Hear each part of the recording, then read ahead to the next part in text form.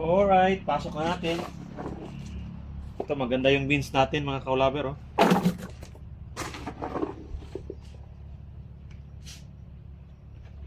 Meron po yan mga butas-butas mga kaulaber, no? Meron pa yung mga butas-butas sa gilid. So, tutulo ang ating beans. So, wag muna nating lagyan ng dahon after 48 hours. Tsaka natin maglagay ng dahon. Sa ngayon, wala munang dahon mga kaulaber. Ganyan lang muna siya. Bali, 60 kilos po ito. Tingnan natin kung kakasya ba o kulang. Yan. So, na-drain na talaga siya ng 12 hours mga kaulaber. So, pwede tayong kumuha ng temperature dito. Tapos, i-monitor natin. Nasa mga 6 na araw lang ito mga kakaulaber.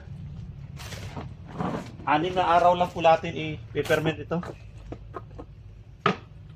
Importante, pagkatapos ng pad breaking, ito yung pinaka-importante sa pag-ferment.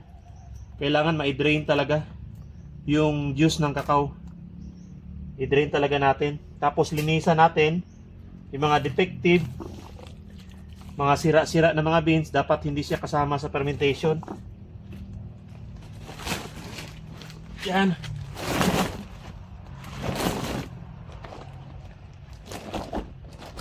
So, nasa mga 60 kilos.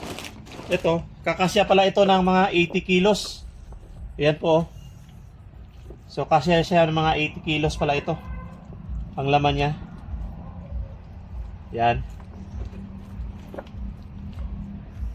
Yan na po. Fermentation.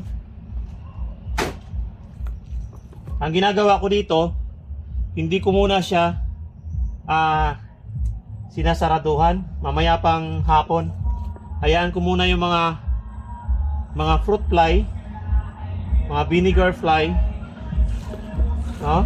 Yung mga maliliit na mga flies, ano bang tawag dyan, hayaan ko muna siyang dumugin. Basta wag lang yung malalaki mga langaw, no? From time to time, check natin para magkaroon siya ng yeast. So mamayang hapon ko pa isasarado ito. Ayan lang po mga kaulaber. So kaya pala siya ng 80 kilos. So 60 kilos ito. Kaya siya ng 80 to 100 siguro. Pero sobra na rin sa 100, mga 80 lang.